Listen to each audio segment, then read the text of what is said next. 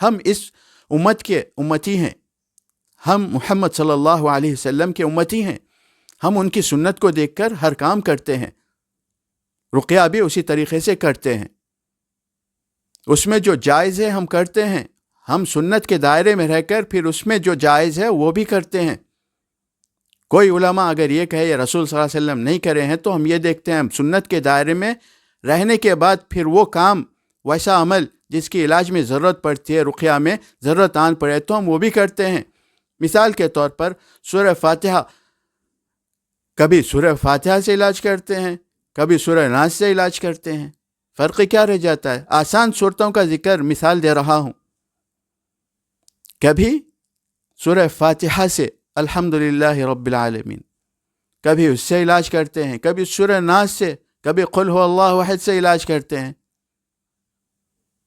کبھی بڑی بڑی صورتیں پڑھ کے علاج کرتے ہیں، کبھی چھوٹی چھوٹی آیتیں پڑھ کے علاج کرتے ہیں۔ الحمدللہ اس میں دیکھا جائے تو طریقہ تو سنت ہی کا ہے، لیکن کیا رسول صلی اللہ علیہ وسلم فلاں فلاں آیتوں سے یا فلاں صورتوں سے علاج کیے ہیں یا نہیں کیے ہیں؟ تو اس بحث میں ہم نہیں جاتے۔ سارے ہی لوگوں کے لیے باتیں، چاہے وہ راقی ہوں یا حامل ہوں یا عام لوگ ہوں یا بیمار ہوں یا کچھ نالج حاصل کرنا چاہتے ہوں، باخبر ہونا چاہتے ہوں صحیح باتوں سے، صحیح علمی مواد وہ حاصل کرنا چاہتے ہوں اور صحیح علم سننا جاننا چاہتے ہوں، تو ان سب کے لیے ہے بات۔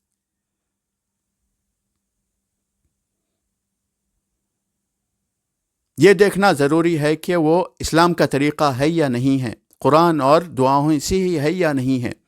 یا کچھ اس میں ملایا گیا ہے۔ قرآن اور سنت ہی ہے، قرآن اور حدیثوں سے دعائیں ہی ہیں، یا کچھ اس میں ملاوٹ ہے، یہ دیکھنا ضروری ہے۔ اگر قرآن سنت ہی ہے، قرآن اور حدیث سے ماخوذ دعائیں ہی ہیں، معصورہ دعائیں ہی ہیں، تو پھر یہ دیکھنا ہے کہ اس میں انسان بالکل وہی عین اسی کے مطابق علاج کر رہا ہے، وہی پڑھ رہا ہے، یا نہیں اس میں کچھ اور بھی پڑھ رہا ہے جائز چیزیں، جیسے سورہ فاتحہ کے بجائے اس نے کچھ بھی اور سورت پڑھی تو پڑھ سکتا ہے، کیونکہ وہ اصلاً وہ دائرے سنت کے دائرے میں ہے، وہ خارج نہیں ہوا، اس کو بدعت نہیں بولیں گے۔ رقیہ کا باب وسیع ہے۔ کس طرح؟ اس طرح کہ قرآن کی کسی بھی صورت، کسی بھی آیت کے ذریعے وہ علاج کر سکتا ہے۔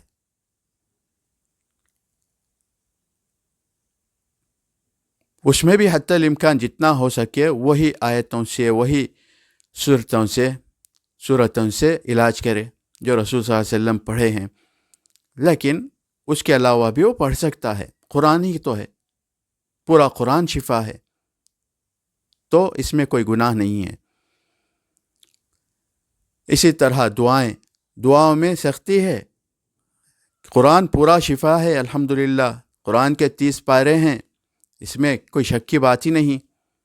وہ ان 30 پاروں میں مکمل قرآن میں سے وہ کچھ بھی آیتوں سے علاج کر سکتا ہے، کوئی بھی آیتیں لے کر پڑھ سکتا ہے، انشاءاللہ باذن اللہ اس کو ان کے ذریعے، ان آیتوں کے ذریعے یا ان صورتوں کے ذریعے شفا ہو سکتی ہے۔ شفا اللہ دیتا ہے، لیکن طریقہ صحیح ہے، اس میں کوئی غلطی نہیں ہے۔ لیکن دعاؤں میں صحیح ہے یا غلط ہے، کون سی حدیث ہے، کون راوی ہے، کیا کہا گیا ہے اس بارے میں، تو بہت کچھ تحقیق کی ضرورت رہتی ہے۔ جب پتہ چلے کہ وہ صحیح حدیث ہے، صحیح روایت ہے، معتبر ہے، اسلام میں مانی جاتی ہیں وہ احادیث، وہ روایتیں، ان میں وہ ذکر آیا ہے، ان احادیث میں وہ ذکر ہے، تو انہیں پڑھنے میں الحمدللہ کوئی شک شبہ نہیں رہتا ہے۔ لیکن انسان بن جانے اگر پڑھنے لگ جائے دعائیں، یہ کہہ کر کے رسول اللہ صلی اللہ علیہ وسلم کی دعائیں ہیں، اور پتہ چلے کہ وہ ہے ہی نہیں، اس نے تحقیق ہی نہیں کی، تو اس طرح کے شک شبہوں سے بچنے کے لیے حدیث میں تحقیق کرنی پڑتی ہے، اس کی سند جاننی پڑتی ہے، کون سی سند ہے اس کی، معتبر ہے یا نہیں، اس پہ عمل کیا جا سکتا ہے نہیں، صحیح ہے یا غلط ہے۔ بس انسان ایک بات تک پہنچنا چاہتا ہے، صحیح انسان بات کی سچائی کس حد تک ہے، اس میں صحیح ہے یا نہیں ہے، صحیح ہے یا نہیں ہے، ایک ہی سوال، اس کا جواب کیا ہوگا؟ یا صحیح ہے یا نہیں ہے. صحیح ہے، ثابت ہے، تو اس پہ پڑھے، اس کو پڑھے، ان دعاؤں کو پڑھے، اور خود پڑھتا ہو تو خود پڑھ لے، یا کوئی راقی پڑھتا ہے کسی کے لیے، علاج کر رہا ہے کسی کا، تو وہ پڑھے، الحمدللہ اس سے فائدہ ہوگا. لیکن فرق تو معلوم ہو رہا ہے نا. پورا قرآن، کافی صورتیں ہیں قرآن میں، کافی پارے ہیں قرآن میں، اور ان میں سے وہ کچھ بھی لے کر پڑھتا ہے، مگر آیات قرآن تلاوت کے طور پر پڑھے. ایسا نہیں تعویذ بنا کر یا لکھنے کے لیے، یا کوئی آیت کا کوئی حصہ لے لے اور اسی کو جو ہے تسبیح بنا کر پڑھتا رہے تسبیح کے طور پر، ہزاروں بار، لاکھوں بار پڑھ رہا ہے وہ، تو تسبیح نہ بنائے،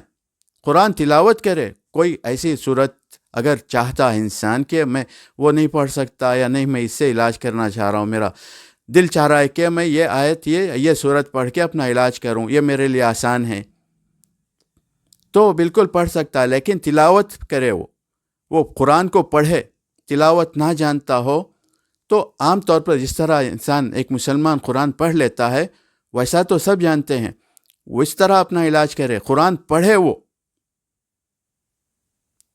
اس کو تسبیح نہ بنائے. آیت کا ایک چھوٹا سا حصہ لے لیا، چند الفاظ اس میں سے اس نے قرآن میں سے نکال لیا، بس اب اس کو تسبیح بنا کے تسبیح کے طور پر بس تسبیحات پڑھتے رہنا، وہ غلط ہے. ہم قرآن کی بات کر رہے ہیں، قرآن جو پڑھا جاتا ہے، تلاوت کی جاتی ہے، ریڈ کیا جاتا ہے، قرآن کی ریڈنگ ہوتی ہے، پڑھتے ہیں نا قرآن، اس کا ہم ذکر کر رہے ہیں. جب اس طرح انسان پڑھے، مکمل قرآن میں سے کچھ بھی آیت لے کر پڑھے قرات کے طور پر، قرات مطلب عام طور پہ قرات بولتے ہیں، بہرحال بات یہ ہے کہ جو قرات ہوتی ہے، جو پڑھا جاتا ہے قرآن، اس کا میں ذکر کر رہا ہوں، اس کی بات ہو رہی ہے. سورہ فاتحہ سے سورہ ناس تک مکمل قرآن میں سے کوئی بھی ایک صورت، یا زیادہ صورتیں، یا پورا قرآن، یا ایک آیت، یا اچھی کوئی بھی جو ہے صورت انسان اس میں سے پڑھ سکتا ہے. وہ پڑھے، اس کو انشاءاللہ باذن اللہ وہ قرآن کا انشاءاللہ اس پہ اثر ہوگا، ان صورتوں کا اس پر اثر ہوگا. پورا قرآن ہے، پورے قرآن میں سے کچھ بھی پڑھے، اس میں چاہے کچھ بھی جنت دوزخ کا، عذاب کا، رحمت کا، نعمتوں کا ذکر آیا ہو، شکر گزاری کا، یا عبادتوں کا، یا توحید کا، یا شرک کا، یا کفر کا ذکر آیا ہو، فرشتوں کا ذکر آیا ہو، یا جنات شیاطین کا ذکر آیا ہو، یا انسانوں کا ذکر آیا ہو، انسانی زندگی آخرت کا ذکر آیا ہو، قبر کا ذکر آیا ہو، کچھ بھی بہرحال ذکر آیا ہو، وہ کوئی بھی یہ نہ سوچے کہ اس میں تو یہ ذکر ہے، یہ کیوں پڑھوں، اس میں وہ ذکر ہے، وہ کیوں پڑھوں. لیکن انسان اگر پھر بھی اس سے کچھ بھی پڑھ کر علاج کرنا چاہتا ہو تو بالکل پڑھ سکتا ہے، اس میں کوئی روک ٹوک نہیں ہے، کوئی ممانعت نہیں ہے، پڑھ سکتا ہے. وہ کوئی بھی ایک آیت، کوئی بھی ایک صورت سے اگر علاج کرنا چاہتا ہو تو پڑھ سکتا ہے.